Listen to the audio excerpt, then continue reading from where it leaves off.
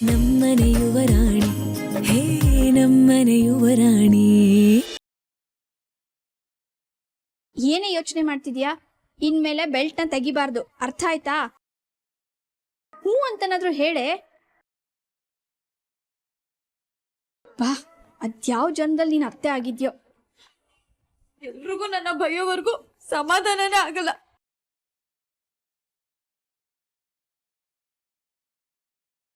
ಇಲ್ಲ, ಇವತ್ತೇ ಮುಗಿಸ್ಬಿಡು ಅಹಲ್ಯ.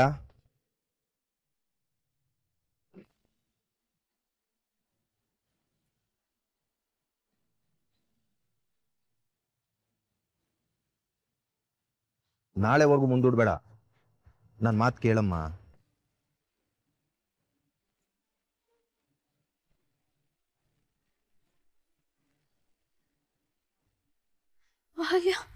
ಅಹಲ್ಯ ಅಕ್ಕನ ಜೊತೆ ಮಾತಾಡ್ತಿದಾರ.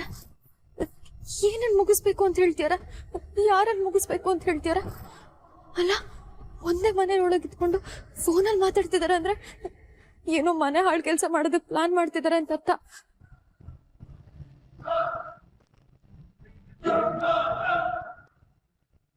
ಚಿಕ್ಕಪ್ಪ, ನೀವು ಟೆನ್ಷನ್ ಮಾಡ್ಕೊಳ್ಳೋದಕ್ಕೆ ಹೋಗ್ಬೇಡಿ. ಇವತ್ತು ನಾನು ಈ ಕೆಲಸನ ಮಾಡಿ ಮುಗಿಸ್ತೀನಿ. ನೀವು ಮಾತ್ರ ಅಮ್ಮನ ಹತ್ರ ಯಾವ ವಿಷಯನೂ ಹೇಳಕ್ಕೆ ಹೋಗ್ಬೇಡಿ. ಮನೆಯವರೆಲ್ಲರೂ ಕಣ್ಣು ನಮ್ಮ ಮೇಲೆ ಇರುತ್ತೆ, ಹುಷಾರು.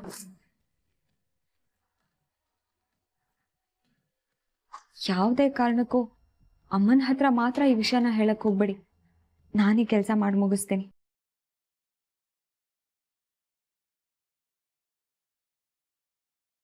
ಇವ್ದಾದ್ರೆ ಇವರಿಬ್ರು ಸೇರಿ ಏನ್ ಮಾಡ್ತಿದಾರ? ಯಾವ ಕೆಲಸ ಮುಗಿಸೋದ್ರ ಬಗ್ಗೆ ಮಾತಾಡ್ತಿದಾರ? ಮೀರಾ, ಏನಾಯ್ತು? ಅಮ್ಮ ಅಮ್ಮ ಇವ್ರು ಸರಿ ಇಲ್ಲ ಅಮ್ಮ, ಅವ್ರು ತುಂಬಾ ಡೇಂಜರಸ್. ಅವ್ರೇನೋ ಒಂದು ಅನಾಹುತ ಮಾಡ್ತಾರ.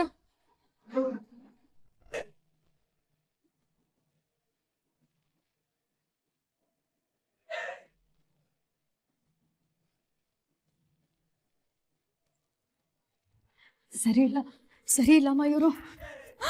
ಮೀರಾ ಮೀರಾ ನಿಂತ್ಕೊಳ್ಳೆ. ಮೀರಾ ಮೀರಾ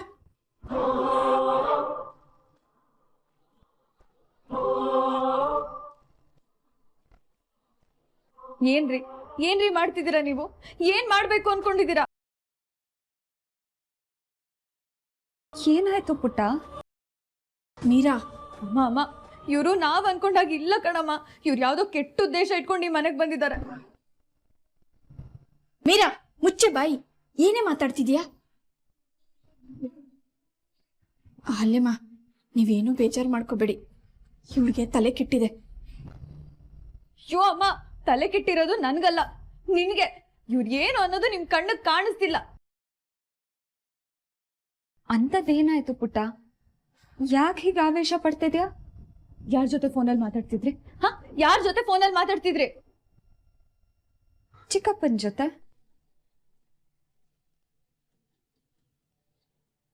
ಕೇಳಿದ್ಯೇನಮ್ಮ? ಅಲ್ಲ, ಒಂದೇ ಮನೇಲಿರೋ ಚಿಕ್ಕಪ್ಪನ ಜೊತೆ ಇವ್ರು ಯಾಕೆ ಫೋನಲ್ಲಿ ಮಾತಾಡ್ಬೇಕು? ಇವ್ರ ಚಿಕ್ಕಪ್ಪ ಇದೇ ಅಡ್ಗೆ ಮನೆ ಹಿಂದೆ ಇರೋ ಲಾನ್ ಅಲ್ಲಿ ಇದಾರೆ.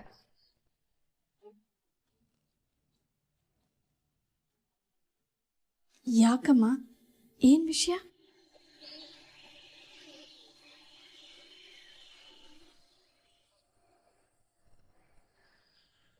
ಇನ್ನು ಮನೆಯವ್ರು ಬಂದಿಲ್ಲ, ಇನ್ನೇನ್ ಎಲ್ರು ಬರ್ತಾರೆ.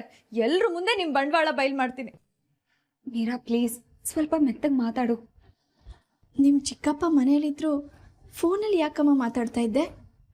ಅಮ್ಮ, ನಾನು ಮದುವೆ ಆಗೋದಕ್ಕೂ ಮೊದಲು ದೇವಸ್ಥಾನಕ್ಕೆ ಹೂ ಕಟ್ಕೊಡ್ತಾ ಇದ್ದಿದ್ದು ನಿಮಗೆ ನೆನಪಿದೆ ಅಲ್ವಾ? ಅವ್ರ ಹತ್ರ ಮದುವೆ ಖರ್ಚಿಗೆ ಅಂತ ಅಡ್ವಾನ್ಸ್ ತಗೊಂಡಿದ್ವಿ. ಈಗ 2 ದಿನ ಆಯಿತು ಮದುವೆ.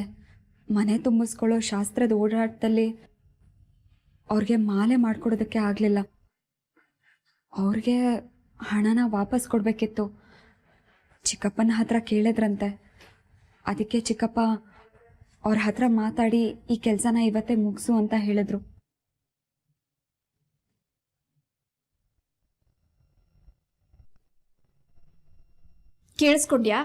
ಕೇಳಿಸ್ಕೊಂಡ್ಯೇನೆ? ವಿಷಯ ಏನು ಅಂತ ಗೊತ್ತಿಲ್ಲದೆ ಆಕಾಶನ ಭೂಮಿಗೆ ತರ್ತಿದ್ಯಲ್ಲೇ ಕೋತಿ. ಇಲ್ಲ, ನಾನು ಈ ಕಥೆನೆಲ್ಲ ನಂಬಲ್ಲ. ಇವತ್ತೇ ಮುಗ್ಸು ಅಂತ ನೀವು ಚಿಕ್ಕಪ್ಪನ ಹತ್ರ ಏನೋ ಹೇಳ್ತಿದ್ರಿ.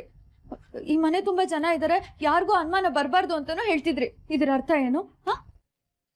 ಅಯ್ಯೋ, ಅಷ್ಟಕ್ಕೆ ನೀನು ನನ್ನ ಮೇಲೆ ಅನುಮಾನ ಪಡ್ತಿದ್ಯಾ? ಅಮ್ಮಂಗೆ ಈ ವಿಷಯ ಎಲ್ಲ ಗೊತ್ತಾದ್ರೆ ನಾನೇ ಹೂ ಕಟ್ಕೊಡ್ತಿದ್ದೀನಿ. ಅಷ್ಟೊಂದು ಹಣನ ಎಲ್ಲಿಂದ ಹೊಂದ್ಸೋದು ಅಂತ ಸಂಕಟ ಪಡ್ತಾರೆ. ಮನೆಯವ್ರ ಗಮನ ಎಲ್ಲ ನಮ್ಮ ಮೇಲಿರೋವಾಗ ನಾವು ಬೇಜಾರಲ್ಲಿದ್ರೆ ಯಾಕೆ ಏನು ಅನ್ನೋ ಪ್ರಶ್ನೆ ಬರುತ್ತೆ. ಅದಕ್ಕೆ ಅಮ್ಮಂಗೆ ಹೇಳಬೇಡಿ, ಮನೆ ತುಂಬ ಜನ ಇದ್ದಾರೆ ಅಂತ ಹೇಳ್ದೆ. ಸಾಕು, ಮುಚ್ಚೆ ಬಾಯಿ. ಕುಡಿಲಿ ಫೋನ. ಅಮ್ಮ ತಗೊಳ್ಳಿ, ಕ್ಷಮಿಸ್ಬಿಡಿಮ್ಮ. ಇವಳು ದಡ್ಡಿ, ದುಡುಕ್ ಬಿಟ್ಟು ಏನೇನೋ ಮಾತಾಡ್ಬಿಡ್ತಾಳೆ. ನೀನ್ ಬರೇ. ಅಮ್ಮ ನನ್ನ ಮಾತಿನ ಕೇಳಮ್ಮ. ಬಾ ನೀನು. ಅಮ್ಮ ಅಮ್ಮ ನನ್ನ ಮಾತಿನ ಕೇಳಮ್ಮ. ಇಲ್ಲಿ ಅಮ್ಮ ನಾನು ಏನು ಹೇಳ್ತಿದ್ದೀನಿ ಅಂತ ಅರ್ಥನಾದ್ರೂ ಮಾಡ್ಕೊಳಮ್ಮ. ಅಮ್ಮ ನನ್ನ ಮಾತು ಕೇಳಮ್ಮ. ಅಮ್ಮ ಸುಮ್ಮನೆ ಬಾ ನೀನು. ಅಮ್ಮ ಅಮ್ಮ ನನ್ನ ಮಾತು ಕೇಳಮ್ಮ ಪ್ಲೀಸ್.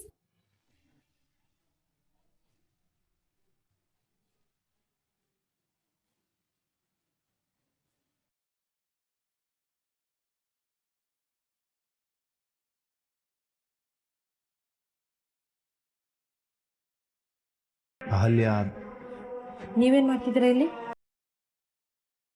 ಹಾ, ನೀವು ಈ ಮನೆಗೆ ಕರ್ಕೊಂಡ್ಬಂದು ಮಾಡಿರೋ ಅವಾಂತರಕ್ಕೆ ನಮ್ಮ ಕೈ ಕಟ್ಟಾಕ್ದಂಗಾಗಿದೆ. ಅಯ್ಯೋ ದೇವ್ರೆ, ಒಂದ್ ಕಡೆ ಆ ಮೀರಾ, ಇನ್ನೊಂದ್ ಕಡೆ ಈ ನಿನ್ ಚಿಕ್ಕಪ್ಪ, ಇಬ್ರು ನಿನ್ ಜೀವನ ಹಾಳು ಮಾಡ್ತಾರೆ ಕಣೆ.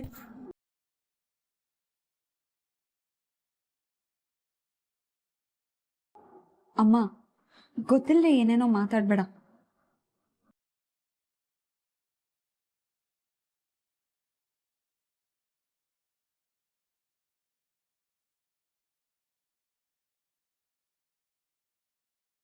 ಈ ಕೋಳಿ ಮರಿ ಏನು ಮರೆತರು ನನಗೆ ಬಟ್ಟೆ ತೆಗೆದಿಡೋದನ್ನು ಮಾತ್ರ ಮರೆಯಲ್ಲ. ಡಾಕ್ಟರ್ ನೋಡಿದ್ರೆ ರೆಸ್ಟ್ ಮಾಡು ಅಂತ ಹೇಳಿದ್ದಾರೆ. ಅವಳು ಹುಡುಕಿ ಕೆಲಸ ಮಾಡ್ತಿದ್ದಾಳೆ. ನನ್ನ ಮೇಲೆ ತುಂಬ ಕಾಳಜಿ ಅವಳು. ಯಾವ ಜನ್ಮದಲ್ಲಿ ನನ್ನ ತಾಯಿ ಆಗಿದ್ಲೋ ಏನು.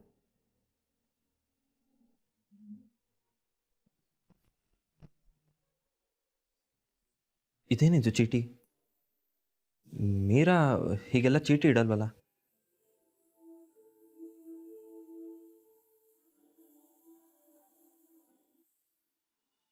ಥ್ಯಾಂಕ್ ಯು ಸಾಕಿಬ್, ನನಗೆ ಈ ಮನೆನ ನನ್ನ ಮನೆ ಅಂತ ಅನ್ಸೋ ಹಾಗೆ ಮಾಡಿದ್ದಕ್ಕೆ ಥ್ಯಾಂಕ್ ಯು ವೆರಿ ಮಚ್.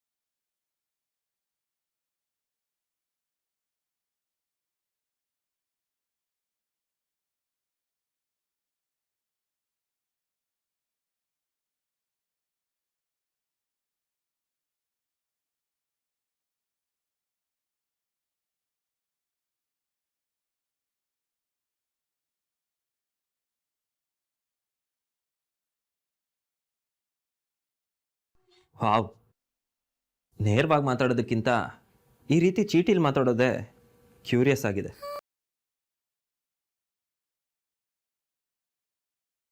ನನಗನ್ಸಿದ ರೀತಿ ಬಟ್ಟೆ ತೆಗೆದಿಟ್ಟಿದ್ದೀನಿ.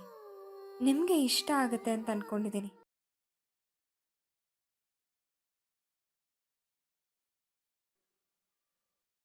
ನನಗೆ ನೀವಿಷ್ಟ, ನೀವು ಮಾಡೋ ಕೆಲಸ ಇಷ್ಟ, ನಿಮ್ಮ ಮಾತಿಷ್ಟ, ನಿಮ್ಮ ನಡೆ ನುಡಿ ಇಷ್ಟ, ನಿಮ್ಮ ಕಣ್ಣಿಷ್ಟ, ನೀವು ತಲೆ ಆಡಿಸೋ ರೀತಿ ಇಷ್ಟ. ಟೋಟಲ್ ಆಗಿ ಆಲ್ ಆ್ಯಂಡ್ ಆಲ್ ಎಲ್ಲ ಇಷ್ಟ.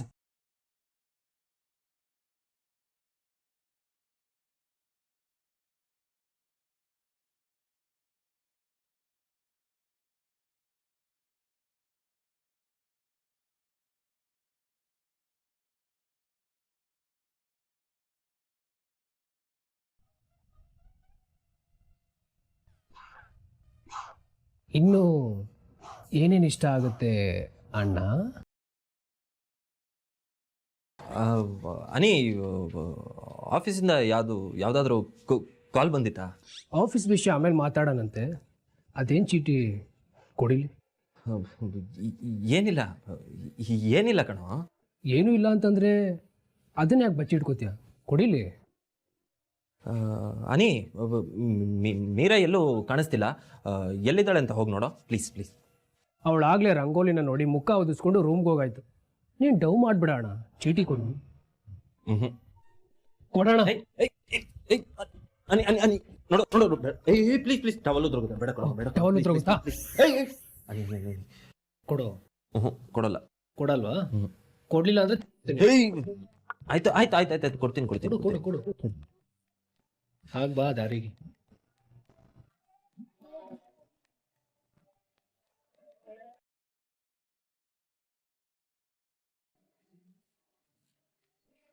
ಆಹಾ, ಹೆಂಡತಿ ಇಷ್ಟು ಮುದ್ದಾಗಿ ಚೀಟಿ ಬರೆದ್ರೆ ಗಂಡನ ಮನಸ್ಸಿಗೆ ಸಖತ್ ಖುಷಿ ಆಗತ್ತೆ ಅಲ್ವಾ ಅಣ್ಣ? ಇರ್ಲಿ ಇರ್ಲಿ, ನನಗೂ ಒಂದು ಟೈಮ್ ಬರುತ್ತೆ ಕಣೋ. ಆಗಿದೆ ನಿನಗೆ. ನನ್ನ ಟೈಮ್ ಬಂದಾಗ ನೋಡ್ಕೊಳ್ಳೋಣ. ಆದರೆ ನಿನ್ನ ಟೈಮ್ ಅಂತೂ ಸೂಪರಾಗಿ ಓಡ್ತಾ ಇದೆ. ಆ್ಯಕ್ಚುಲಿ ಡೈರೆಕ್ಟಾಗಿ ಹೇಳೋಕ್ಕಾಗದೇ ಇರೋ ವಿಷಯನ ಈ ರೀತಿ ಲೆಟ್ರ್ ಮುಖಾಂತರ ಹೇಳೋದ್ರಲ್ಲಿ ಇರೋ ಕಿಕ್ಕೇ ಬೇರೆ, ಆ ಮಜಾನೇ ಬೇರೆ. ಆ್ಯಂಡ್ ಯು ನೋ, ಅದು ಲೈಫ್ ಲವ್ ನಮಗೆ ತುಂಬ ಹತ್ರವಾಗಿರುತ್ತೆ.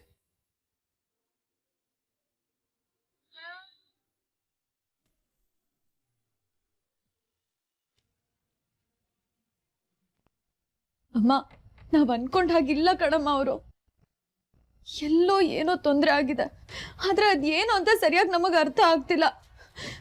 ಒಂದ್ ವೇಳೆ ಅಹಲ್ಯ ಅಕ್ಕ ನಮಗ್ ಒಳ್ಳೇದ್ ಮಾಡದಿದ್ರು ಚಿಂತೆ ಇಲ್ಲ, ಆದ್ರೆ ಅವ್ರಿಂದ ಏನಾದ್ರೂ ಕೆಟ್ಟದಾದ್ರೆ ಏನಮ್ಮ ಮಾಡೋದು? ಮೀರಾ, ಆದ್ರೆ ಹೋದ್ರೆ ಅಂತೆ ಕಂತೆಗಳನ್ನ ನಂಬ್ಕೊಂಡು ಬದುಕಕ್ಕಾಗಲ್ಲ. ಒಂದ್ ವೇಳೆ ನೀನ್ ಹೇಳಿದ್ದೆ ನಂಬೋದಾದ್ರೆ ಅಹಲ್ಯಾಳಲ್ಲಿ ನಮಗೂ ಕುಂದು ಕೊರತೆ ಕಾಣಿಸ್ಬೇಕಾಗಿತ್ತು. ಆದ್ರೆ ನಮಗೆ ಯಾಕೆ ಇವತ್ತವರೆಗೂ ಏನು ಕಾಣಿಸಿಲ್ಲ? ನಿನಗೆ ಹೇಗೆ ಕಾಣಿಸ್ಬಿಡುತ್ತೆ? ಮೀರಾ, ನೀನೇ ಯೋಚನೆ ಮಾಡು. ನೀನ್ ಅಹಲ್ಯಾಳನ್ನ ನೋಡ್ತಾ ಇದೀಯ, ಅರ್ಥ ಮಾಡ್ಕೋತಾ ಇದೀಯ, ಯೋಚನೆ ಮಾಡ್ತಾ ಇದೀಯ. ಅದೇ ಅಹಲ್ಯ ಇರೋ ಮನೆಯಲ್ಲಿ ನಾನು, ಅನಿಕೇತ್, ಸಾಕೇತ್, ಪ್ರಣಮ್, ಯಜಮಾನ್ರು, ಸುಂದ್ರ ಎಲ್ಲರೂ ಇದೀವಿ. ಎಲ್ಲರೂ ಅವಳ ನಡತೆನ ಸೂಕ್ಷ್ಮವಾಗಿ ಗಮನಿಸ್ತಾ ಇದೀವಿ. ನಮಗ್ ಯಾವುದು ಅಂತ ಕುಂದು ಕೊರತೆ ಕಾಣಿಸಿಲ್ಲ. ನೀನೊಬ್ಳಿಗೆ ಹೇಗೆ ಕಾಣಿಸ್ಬಿಡುತ್ತೆ? ಅದ್ ನಿನಗ್ ಕಾಣಿಸ್ತಾ ಇದೆ ಅಂದ್ರೆ ಅದು ನಿನ್ ತಪ್ಪು. ನೀ ನೋಡೋ ದೃಷ್ಟಿ ತಪ್ಪು.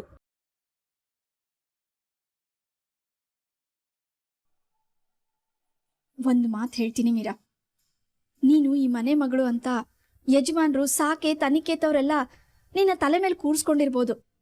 ಹಾಗಂದ್ ಮಾತ್ರಕ್ಕೆ ನೀನ್ ಈ ಮನೆ ಮಗಳ ಆಗಲ್ಲ.